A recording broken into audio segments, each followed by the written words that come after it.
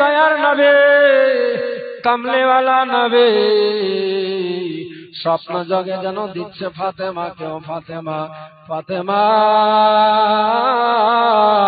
ও ফাতেমা বেটি রে, ও মা তোমার আর থাকা হবে না পৃথিবীতে। ও মা তোমার সময় হয়ে গিয়েছে,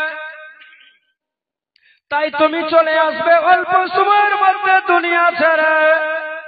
আরে মারে বেটি রে, আমি তোমারে ওয়াদা করেছিলাম, বলেছিলাম মারে 6 মাস পরে তোমার সঙ্গে দেখা হবে, তাই আজ সময় হয়ে গেল। আগামীকাল দিন গত হওয়ার পরে রাত্রিবেলা তুমি চিরতরে দুনিয়া ছেড়ে চলে আসবে, বিদায় হয়ে তোমার আব্বার সঙ্গে দেখা হয়ে যাবে।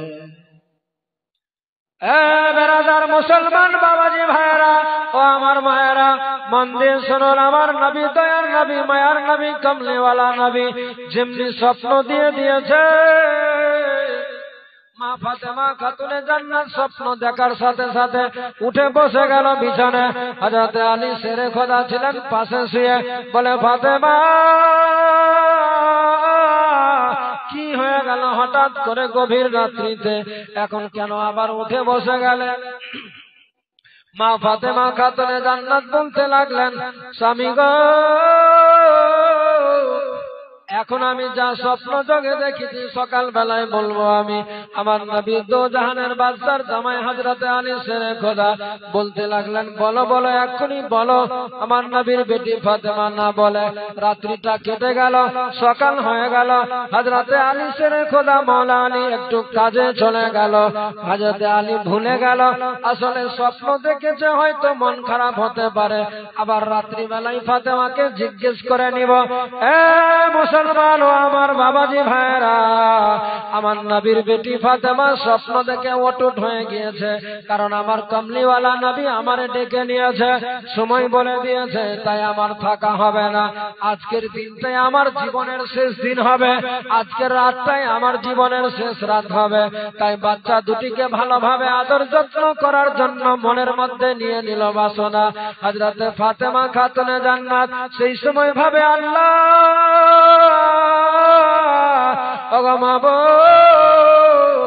আমার তো আর থাকা হবে না, আমি তো দুনিয়া থেকে হয়ে যাব রওয়ানা। ওগো মাওলা তাআলা, আজ দিনটাতে তুমি আমারে পাওয়ার দিয়ে দিও, আজকের দিনে আমার শক্তি দিয়ে দাও, যেন আমার সন্তানদের যত কাপড় চোপড় আছে তাদের যেন ভালোভাবে কাপড় চোপড় গুলো যেন পরিষ্কার পরিচ্ছন্ন করতে পারি। আমার নবীর বেটি ফাতেমা সকাল বেলায় কোনো কিছু না বলে, কোনো কিছু না কথা বলে, সমস্ত যত কাপড় ছিল সব কাপড় গুলো নিয়ে জলে ডুবিয়ে দিল। ইমাম হাসান হোসেন বলতে লাগলেন, মা গো, আজকে হঠাৎ করে কেন এমনি করে তুমি কাপড়গুলো সব ভিজিয়ে দিলে রে মা? হযরতে আলী শেরে খোদার সন্তানেরা সঙ্গে সঙ্গে বলেছিলেন, বলে মা গো, কেন হঠাৎ করে আজকে তুমি এমনি করে কাপড়গুলো, যত কাপড় আছে, যেসব কাপড় রাখা ছিল যেগুলো আমরা পরিধান করি না, আজকে সব বের করে নিলে কেন গো মা? কি ব্যাপার একটু বলবে খুলে?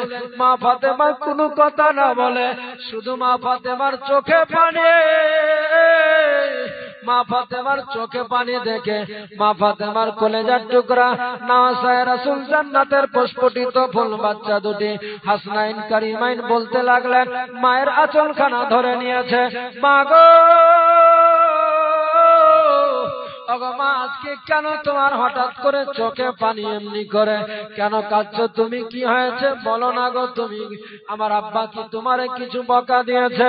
হযরতে আলী শেরে খোদা আমার মাওলা আলী আমার আব্বা কি কিছু বলেছে?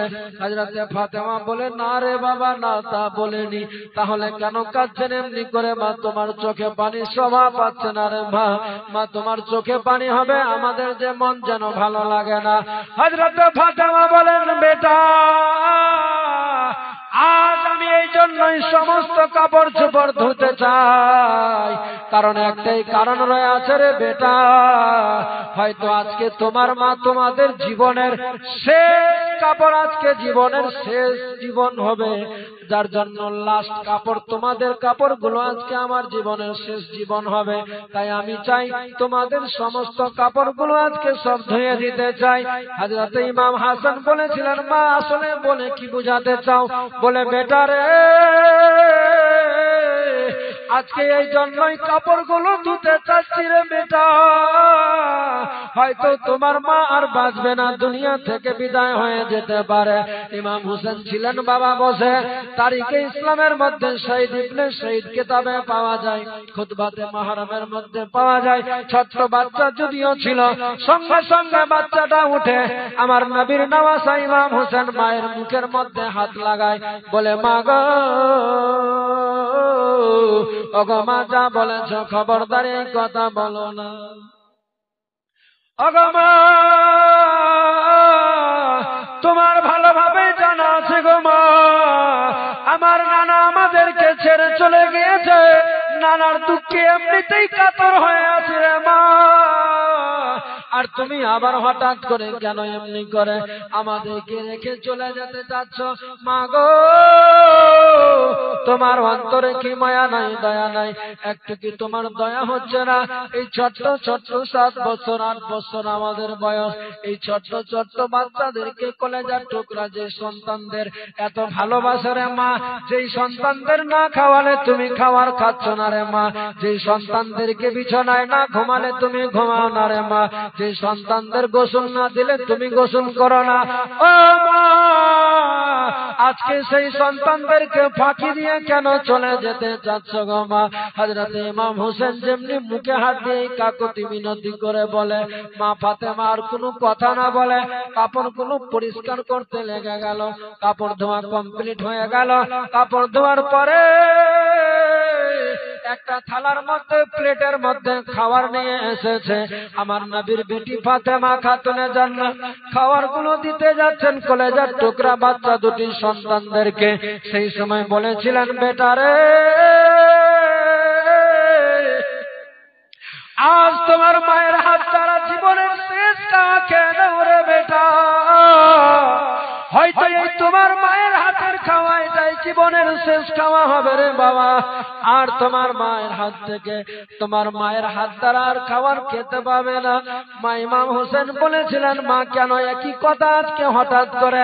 কোনদিন যেই কথা শুনতে পেলাম না, কোনদিন তুমি এই কথা বললে না রে মা, আজকে বারে বারে একই কথা কেন এমনি করে বলতে যাচ্ছ তুমি?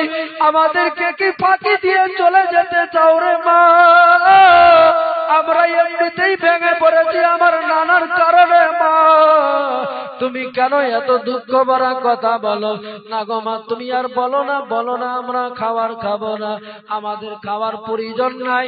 মা ফাতেমা বলেছিলেন, বেটা রে, তোমরা যদি না খাও তাহলে হয়তো যদি রাত্রি হয়ে যায়, হতে পারে এটাও ঘটতে পারে যে আর তোমাদেরকে আমি খাওয়াতে পারবো না রে বেটা রে, কারণ সত্যি একটাই কারণ, তোমার নানা মায়ার নবী, দয়ার নবী, কামলিওয়ালাকে, আমার নবীকে, ওইটা ডিস্টার্ব হচ্ছে, ছাড়তে বাদ দে, আমার মায়ার নবী, দয়ার নবী, কামলিওয়ালা মায়ার নবীকে বলেছিলেন, বেরাদার মুসলমান বাবাজি ভাইয়েরা বলেছিলেন, বেটা রে, আসলে জাননি, এই জন্যই আজকে আমি তোমাদের এমনি করে বলছি, তোমার নানা কামলিওয়ালা মদিনাওয়ালা নবীকে আমি স্বপ্ন জগে দেখেছি রে বেটা। আজকে আমার নবী দো জাহানের বাদশা কামলিওয়ালা নবীজি, আমার মায়ার নবী, দয়ার নবী বলে, নবীজি আমার বলতে আছে, নবী দো জাহানের বাদশা বলছে, ছাড়ো না, ওর দোষ নাই, ওর দোষ নাই, হ্যাঁ তোমরা বুঝতে পারো না, ছাড়ো, ঠিক আছে ছাড়ো, ও ডিস্টার্ব করলে ও কি করবে? ভাই কোনো শুনতে না, গরম হয়ে গেছে না, হ্যাঁ তুমি ওদিকে যাও, নাহলে হবে না, বক্তব্য হবে না, কিচ্ছু করার নাই, মেশিন গরম হয়ে গেছে। ওই জন্য এটা ডিস্টার্ব হচ্ছে। একবার দরুদ শরীফ পড়ো, আল্লাহুম্মা সাল্লি আলা সাইয়্যিদিনা মাওলানা মুহাম্মদ ওয়া আলা আলি সাইয়্যিদিনা।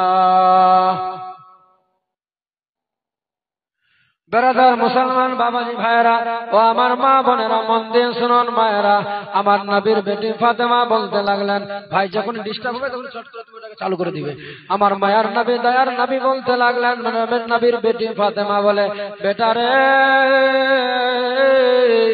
আসলে তোমার নানাকে আমি গত রাত্রি সোমবারের দিনে গত রাতটা যে গত হয়ে গেল, আমি শুয়েছিলাম, হঠাৎ করে স্বপ্ন জগে যেন দেখতে পেলাম তোমার নানা জানকে, তোমার নানু যেন আমার স্বপ্ন জগে যেন বলে চলে গেল, বেটি রে,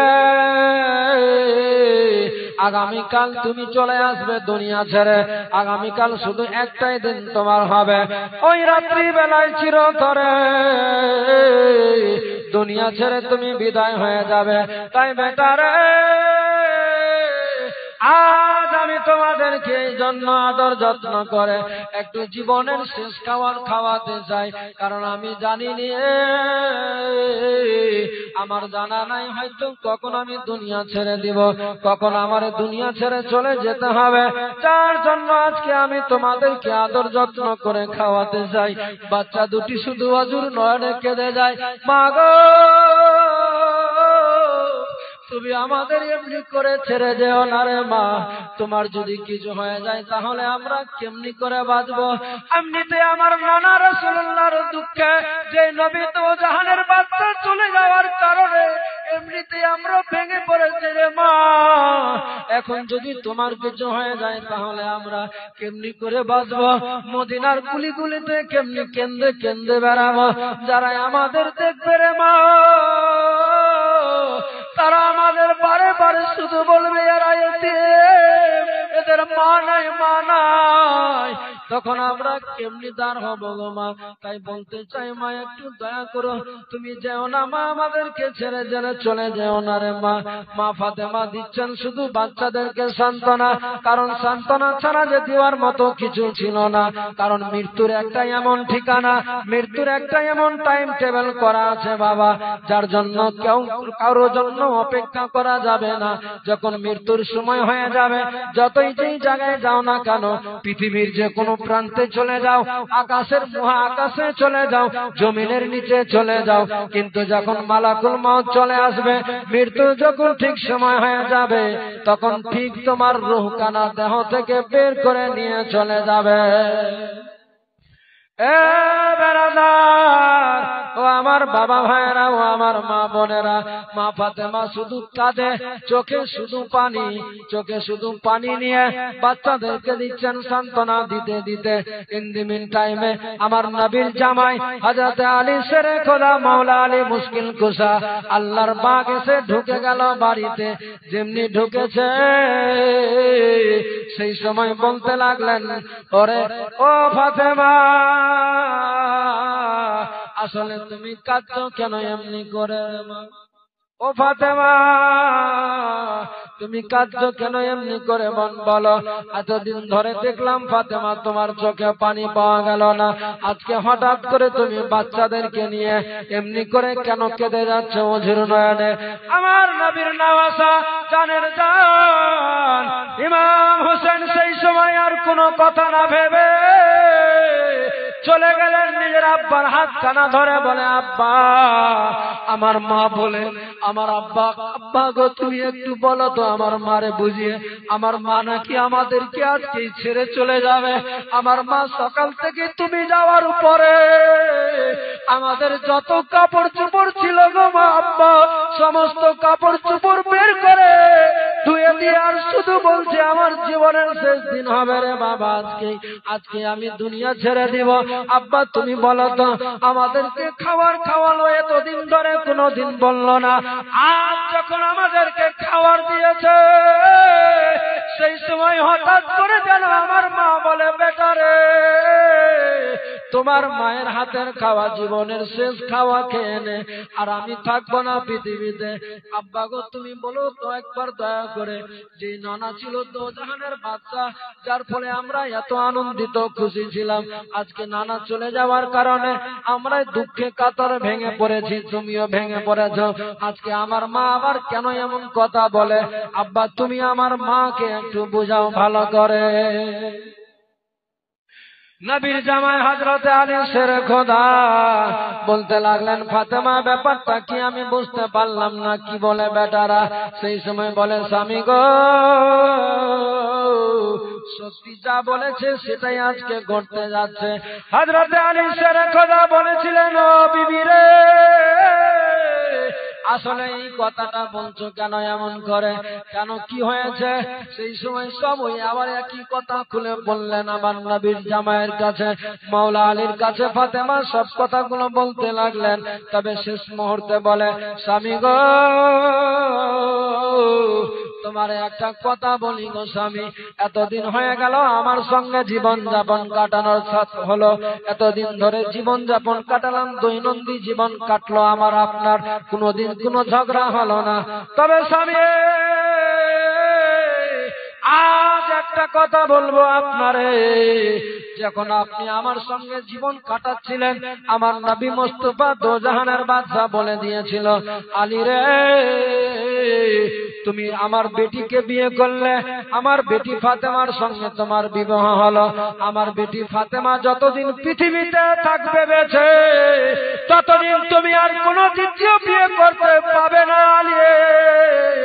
ও গো আমার মাতার তাজ স্বামী, আজকে একটা তোমার বলে যায়, হয়তো আমি চলে যাব দুনিয়া ছেড়ে, তবে স্বামী গো তোমার একটা কাজ করতে হবে, কারণ আমার ছোট্ট ছোট্ট বাচ্চাগুলো আছে, যে বাচ্চাগুলো মা হয়তো কান্না করবে।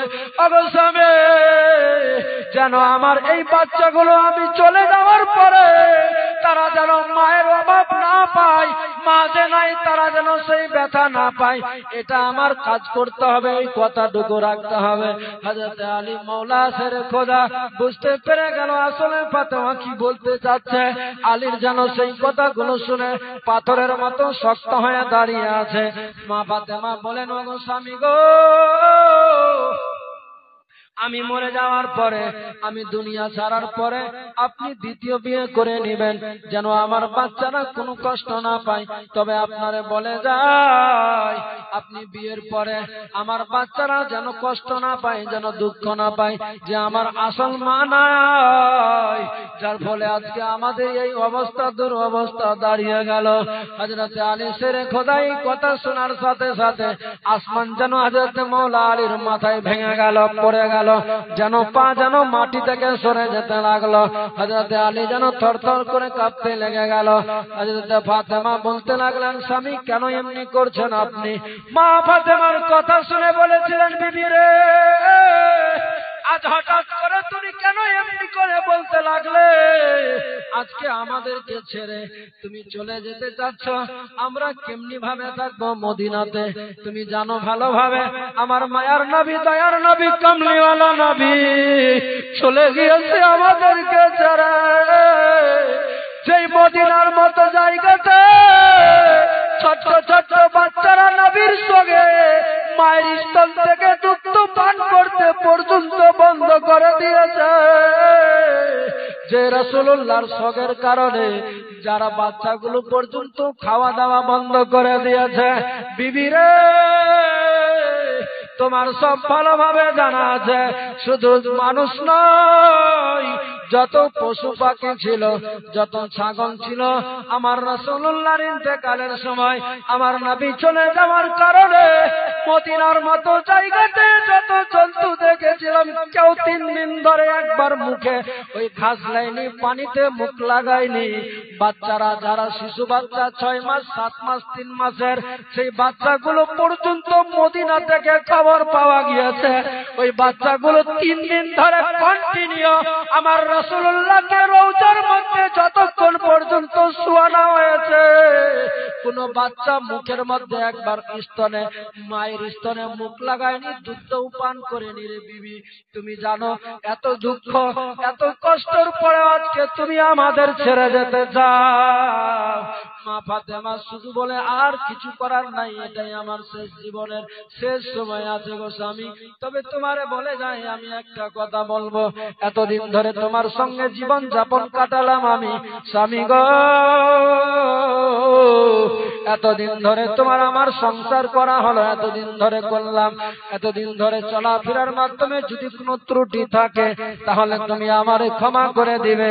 নবীর বেটি ফাতেমা যেমনি এই কথা বলে, সেই সময় মাওলা আলী বলেছিল, ফাতেমা রে, তুমি জীবনে কোনোদিন আমারে কোনো কথা বলে কষ্ট দিতে পারোনি, আমি কখনো কষ্ট পাইনি। যদিও কোনোদিন এমন কথা বলেছ, আমি বলার আগে তুমি সেই কথাটাকে আবার তুমি স্বীকার করে নিয়েছ, যার ফলে আমার কাছে তুমি সব থেকে জানের জান প্রিয়। হযরত আলী শেরে খোদার কথা শুনে মা ফাতেমা খাতুনে জান্নাত বলেছিলেন, স্বামী গো, এতদিন ধরে আমার জীবন কাটলো, তবে শেষ মুহূর্তে একটা কথা বলবো গো স্বামী, এই কথাটুকু রাখতে হবে আপনারে। হযরত আলী, মাওলা আলী বলেছিলেন, বলো ফাতেমা কি বলবে? বলে, স্বামী আমার এতদিন জীবন কাটলো, কেউ কোনো পুরুষ দেখলো না আমারে, আমি দুনিয়া ছাড়বো, আমি দুনিয়া থেকে বিদায় হয়ে চলে যাব, আমাকে কেউ যেন দেখতে না পাই গো স্বামী। হযরত আলী বলেছিলেন, বিবি রে, দুনিয়া ছাড়ার সাথে সাথে বাড়িতে সব বাড়িতে ভরে যাবে, যত মদিনার নারী আছে সবাই এসে বাড়িতে জমে যাবে, বাড়িতে পৌঁছে যাবে। হযরত আলীর কাছে বলেছিলেন, স্বামী গো, আপনি চাইলেই পারবেন এই কাজটা করতে হবে। আমি মারা যাব রাত্রি বেলাতে, এসার সময় দুনিয়া ছেড়ে দিব, আমার নবী বলেছে।